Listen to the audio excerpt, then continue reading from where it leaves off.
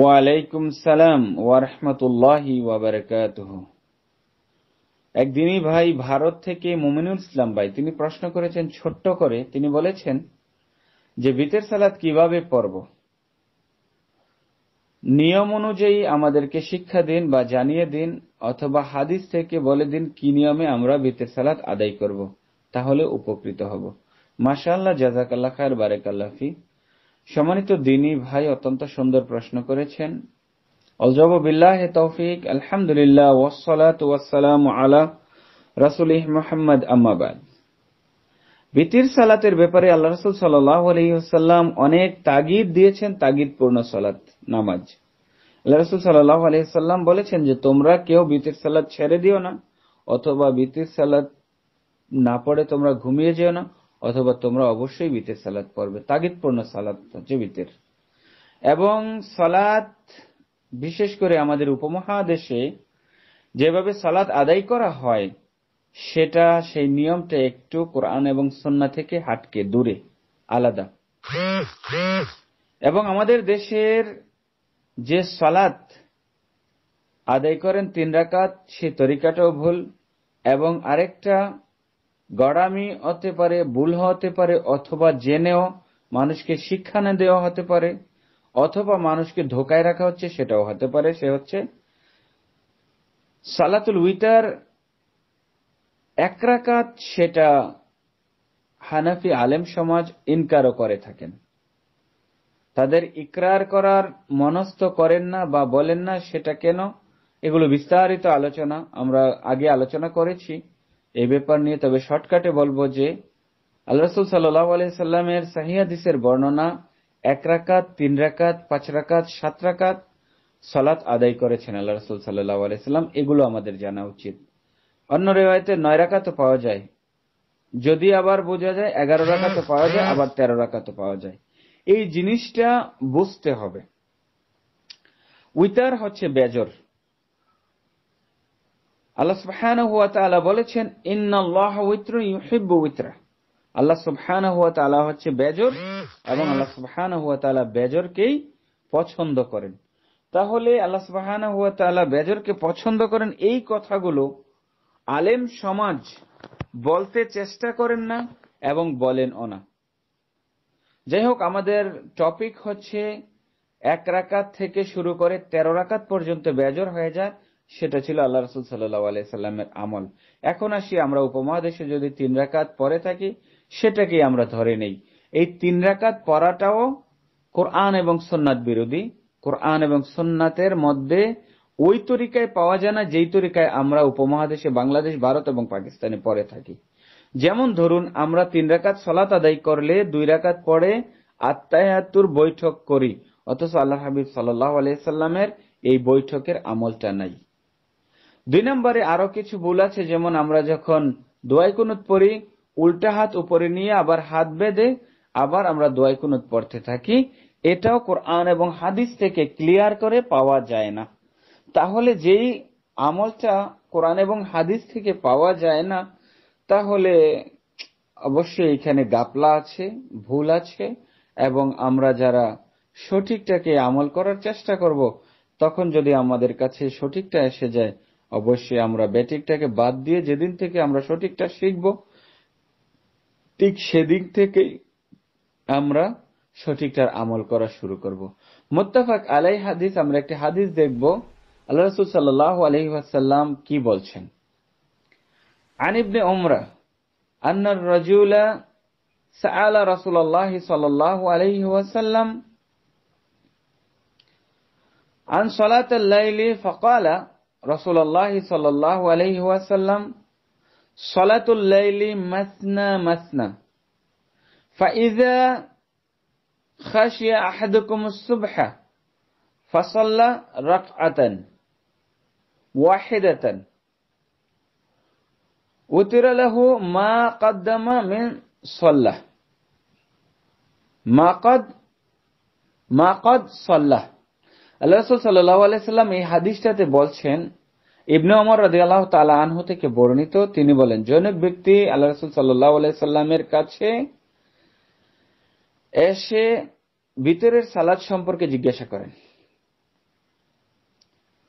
উত্তরে আল্লাহ রাসূল সাল্লাল্লাহু আলাইহি ওয়াসাল্লাম বলেন, রাত্রির সালাত 2 রাকাত করে। সালাতুল লাইলি মাসনা মাসনা ফাইযা খাশিয়া আহাদুকুমুস সুবহা। আল্লাহ রাসূল সাল্লাল্লাহু আলাইহি ওয়াসাল্লাম বলেন যে রাত্রির সালাত 2 রাকাত করে, সুতরাং তাদের কেউ যখন সকাল হওয়ার আশঙ্কা করে, অতএব তারা কি করবে? সাল্লা রাকাতাইন, তারা তখন সাল্লে রাকাতাইন ওয়াহিদাতান, মানে 1 রাকাত সালাত আদায় করে নেবে।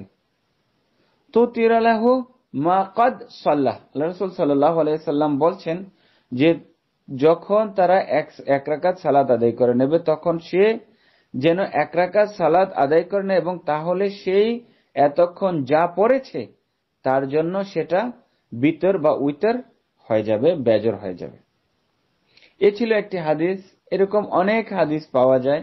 এই হাদিসটি অবশ্যই সহিহ হাদিস, মুত্তাফাক আলাই, বুখারী মুসলিমের হাদিস, এবং ইসলামিক ফাউন্ডেশন এই হাদিসটি নিয়ে এসেছেন। মিশকাতে আছে হাদিসটি, আরো বিভিন্ন কিতাবের মধ্যে এসেছে, যেমন সহিহ বুখারী হাদিস নাম্বার 990, প্রথম খণ্ড পৃষ্ঠা 135, ইসলামিক ফাউন্ডেশন 937, দ্বিতীয় খণ্ডের 225 পৃষ্ঠায় বিতির সালাত অধ্যায় অনুচ্ছেদ 20। এইরকম ভাবে বিভিন্ন কিতাবের মধ্যে, সহিহ মুসলিম হাদিস নাম্বার 1782, এরকম ভাবে বিভিন্ন কিতাবের মধ্যে এই হাদিসটাকে পাওয়া যায়। অন্যদিকে যদি আমরা আরো দেখি যে আল্লাহ রাসূল সাল্লাল্লাহু আলাইহি ওয়াসাল্লাম হুকুম করেছেন 1 রাকাত সালাত আদায় করার জন্য। তা আমরা বিশেষ করে দেখি যে 1 রাকাত সালাতকে অস্বীকার বা ইনকার করে থাকে আমাদের সমাজের মধ্যে। সেই জিনিসটা আমাদের ক্লিয়ার করা উচিত। 1 রাকাত বিতর সালাত সহিহ হাদিস দ্বারা প্রমাণিত। যেমন একটি হাদিস এসেছে, আন ইবনে উমর قال কানা রাসূলুল্লাহ সাল্লাল্লাহু আলাইহি ওয়াসাল্লাম ইউসাল্লি মিনাল লাইলি মাসনা মাসনা ওয়া ইউতিরু বিরাকআতাইন। ইবনে উমর রাদিয়াল্লাহু তাআলা আনহু বলেন, রাসূল মুহাম্মদ সাল্লাল্লাহু আলাইহি ওয়াসাল্লাম রাতে 2 রাকাত করে সালাত আদায় করতেন এবং 1 রাকাত বিতর পড়তেন। রাকাত বিতর করার নির্দেশ দিয়েছেন। তার মানে আল্লাহ রাসূল সাল্লাল্লাহু আলাইহি সাল্লাম 1 রাকাত সালাত আদায় করতেন এবং 1 রাকাত সালাত আদায় করার জন্য তিনি তাকিদ দিতেন। এজন্য রাসূলুল্লাহ সাল্লাল্লাহু আলাইহি সাল্লাম বলেছেন, ইউসাল্লি মিনাল লাইলি মাসনা মাসনা, 2 রাকাত করে তোমরা সালাত আদায় করো। ওয়া ইউতিরু বিরাকআতিন, তারপর তোমরা আদায় করো 1 রাকাত বিতর পড়ে নাও। এবং আল্লাহ রাসূল সাল্লাল্লাহু আলাইহি সাল্লাম পড়তেন। যখন আল্লাহ রাসূল সাল্লাল্লাহু আলাইহি সাল্লাম পড়তেন 1 রাকাত, তাহলে আমরাও পড়ব। কেন আমরা বেশি পড়ব? আর বেশি পড়লে আমরা যেভাবে আল্লাহ রাসূল পড়তেন 2 রাকাত করে পড়তে থাকবো।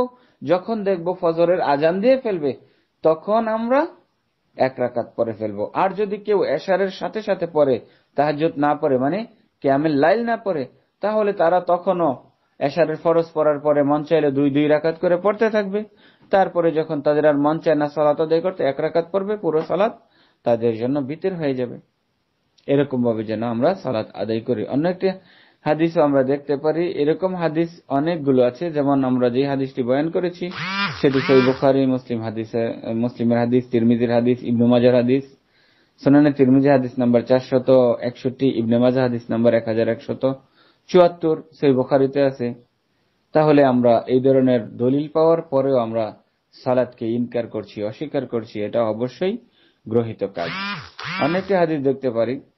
এই হাদিসটি ইবনে ওমর রাদিয়াল্লাহু তাআলা আনহু থেকে বর্ণিত। তিনি বলেন যে আল্লাহ রাসূল সাল্লাল্লাহু আলাইহি সাল্লাম বিতর 1 রাকাত সালাত শেষ রাতে পড়তেন। তাহলে আল্লাহর হাবিব সাল্লাল্লাহু আলাইহি সাল্লাম বিতরের সালাত 1 রাকাত শেষ রাতে পড়তেন, সেটারও দলিল পাওয়া যায় সহিহ মুসলিম হাদিস নাম্বার 1793, 99, তারপরে 752, প্রথম খণ্ড পৃষ্ঠা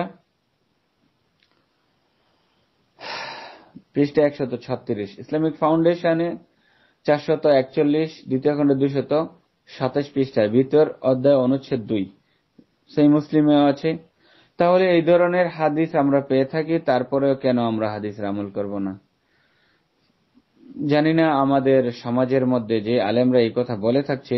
সরি, আমি যে হাদিসের দলিলগুলো দিয়েছি সেই হাদিসের দলিলগুলো হচ্ছে শেষের হাদিসের সহিহ মুসলিমের হাদিস নাম্বার 1793, থেকে 99 এবং 752, প্রথম খণ্ড, পৃষ্ঠা নম্বর 257, ইসলামিক ফাউন্ডেশন 1627, 1633, মুসাফির সালাতের অধ্যায়, রাত্রি সালাত 2 রাকাত, অনুচ্ছেদ 20। মিশকাতে আছে হাদিসটি, মিশকাতে 1250, পৃষ্ঠা 11, বঙ্গানুবাদ মিশকাতে 1186, তৃতীয় অধ্যায়, পৃষ্ঠা 131। তাহলে আমরা এখানে 1 রাকাতের সালাত অনেক পেয়েছি। যারা আমরা এখনো জানি না যে 1 রাকাতও সালাত আছে, যারা আমাদের কথাগুলো শুনছেন, আশা করব আল্লাহ রাব্বুল আলামিন আপনাদেরকে আমল করার তৌফিক দেন এবং এই আমলগুলোই করে থাকেন। শুধু তাই নয়, আবু আইয়ুব আনসারী রাদিয়াল্লাহু তাআলা আনহু থেকে কিছু হাদিসে এসেছে, আল্লাহ রাসূল সাল্লাল্লাহু আলাইহি ওয়াসাল্লাম বলেছেন, বিতির পড়ার প্রত্যেক মুসলিম ব্যক্তির উপর বিশেষ কর্তব্য। সুতরাং যে 5 রাকাত পড়তে চায় সে যেন পড়ে নেয়, আর যে 3 রাকাত পড়তে চায় সে যেন তা পড়ে নেয়, এবং যে 1 রাকাত পড়তে চায় সে যেন তা পড়ে নেয়। সুবহানাল্লাহ। যদি কোনো ব্যক্তি বলেন যে 3 রাকাতের মধ্যেই বরাদ্দ করা হয়েছে বিতির সালাতকে, তাহলে সে সত্যিকার অর্থে আলেম সমাজের একজন দুশমন। তিনার পড়ালেখা করেছেন, বড় বড় সার্টিফিকেট আদায় করেছেন, পাগড়ি জুব্বা সুন্দর পড়ছেন, অথচ যেই মুসলিম ভাইকে তিনি বলেন ইন্নামাল মুমিনুনা ইখওয়া, মুসলিমরা ভাই ভাই, অথচ তিনি দিচ্ছেন না কোনো ইসলামের ঠাঁই, তার মানে তিনি হচ্ছেন একজন ইসলামের শত্রু। এই ধরনের হাদিসগুলো সামনে রাখার পরেও তারা যারা মানুষকে ইসলাম থেকে দূরে রাখছেন, তারা ভুল করছেন। এই কথাগুলো আমরা আক্রোশ নিয়ে বলছি না, সমাজের কথা বলছি। সমাজে যা প্রচলিত আছে সেটাকে, ভুলটাকে উঠিয়ে সঠিকটাকে প্রচার করার জন্য আমরা বলছি। আমাদের কথা হতে পারে শক্ত কর্কশ, কিন্তু আমরা যখন শক্ত কর্কশ কথা বলি, তন্মধ্যে আমাদের কথার অর্থ একটাই, যে আমরা গালি দিয়ে কথা বলি না, মানুষকে দমক দিয়ে কথা বলি না, মানুষকে কুফরির ফতোয়া দেই না, মানুষ শিরক করছে ফতোয়া দেই না। যদিও সামনে আসে তাকে সঠিকটা ধরিয়ে দেওয়ার চেষ্টা করি, তখন সে যদি বুঝতে পারে সেটা কুফরি হচ্ছে, শিরক হচ্ছে, তাহলে সে ছেড়ে দেবে, আমাকে ফতোয়া দেওয়ার কোনো দরকার নেই। আর যদি সে কোরআন এবং সুন্নাত থেকে দূরে থাকে, তাহলে সে অবশ্যই সামনাসামনি সে অস্বীকার করছে, আর অস্বীকার করার অর্থ হচ্ছে কুফরি করা। শেষের হাদিসটিও আবু আইয়ুবের হাদিসটি আবু দাউদে এসেছে, নাসাইতে এসেছে, সহিহ ইবনে হিব্বানে এসেছে, মিশকাতে এসেছে, বঙ্গানুবাদ মিশকাতে নিয়ে এসেছেন। তাহলে এতগুলা দলিল থাকার পরেও আমরা কেন গ্রহণ করব না? আবু দাউদ হাদিস নম্বর 1422, প্রথম অধ্যায় 201 পৃষ্ঠায়। নাসাই হাদিস নম্বর 1712, প্রথম অধ্যায় 192 পৃষ্ঠা।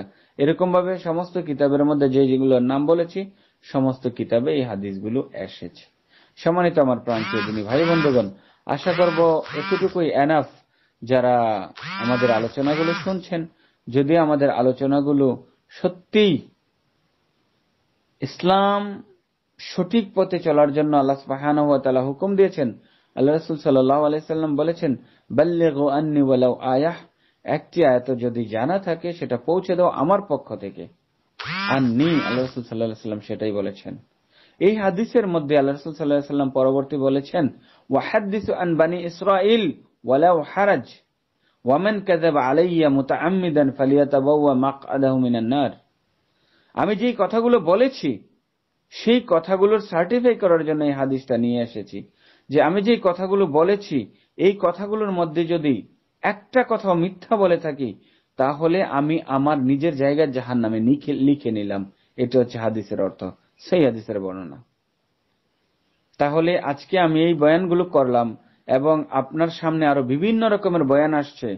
তাহলে সেগুলো যদি তারা সত্যিকার অর্থে দলিল প্রমাণ না দিয়ে এমনি বলে থাকে, অথবা আমি যদি মিথ্যা আলোচনা করে থাকি, তাহলে আমি আমার নিজের জায়গাটা জাহান্নামে দলিল করে নিলাম, বললাম যে হ্যাঁ আমি জাহান্নামে যেতে চাই।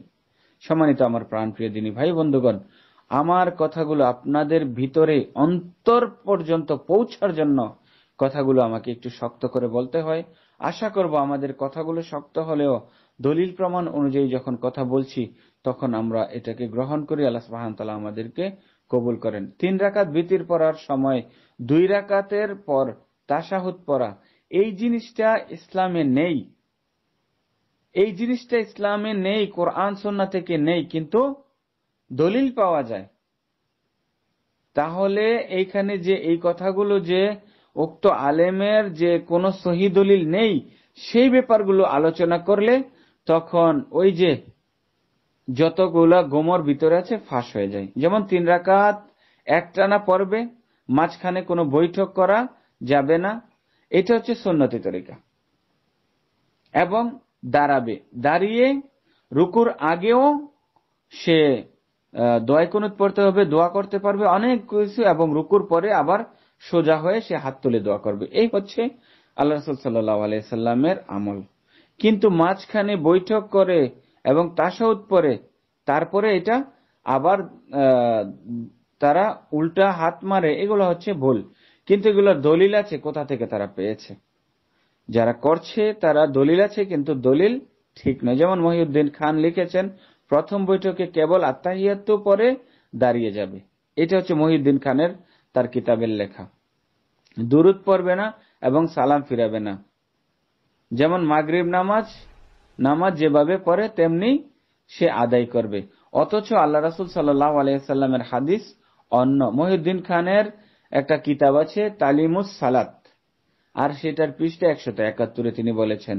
এবং আপনারা চাইলে আমাদের কিছু কিতাব আছে, যেমন আপনারা কিতাবগুলো গ্রহণ করবেন। প্রফেসর ডক্টর আসাদুল্লাহ গালিব স্যারের একটি কিতাব আছে সলাতুর রাসূল, অথবা ওস্তাদ মুজাফফর বিন মহসিনের একটি কিতাব আছে জাল হাদিসের কবলে রাসূলুল্লাহর সালাত। অত্যন্ত সুন্দর পিওর ভাবে কিতাবগুলো লিখেছেন। সেই কিতাবগুলো আপনারা পড়াশোনা করুন, দেখবেন ইনশাআল্লাহ আপনাদের সঠিক দিন আপনারা খুঁজে পাবেন। তাহলে তারা যারা এই কথাগুলো বলে আসছে সেগুলো ভুল। এরকম আলোচনা করলে অনেক লম্বা চড়া আলোচনা করা যাবে, আপনাদের শুনতেই বিরক্ত হবে এত লম্বা আলোচনা করলে। এই জন্য এই পর্যন্তই রাখি। আল্লাহ রাব্বুল আলামিন আমাদেরকে সঠিক দিন এবং ইসলামকে কায়েম করার তৌফিক এনায়েত করেন। যতক্ষণ না পর্যন্ত আমরা গোঁড়ামি না করে দিন এবং ইসলামকে ওভাবেই মানি যেভাবে আল্লাহ রাসূল সাল্লাল্লাহু আলাইহি সাল্লাম মানার জন্য হুকুম দিয়ে গেছেন। হাযা ওয়া সাল্লি ওয়া সাল্লিম আলা নবিয়িনা মুহাম্মদ। আসসালামু আলাইকুম ওয়া রাহমাতুল্লাহি ওয়া বারাকাতুহু।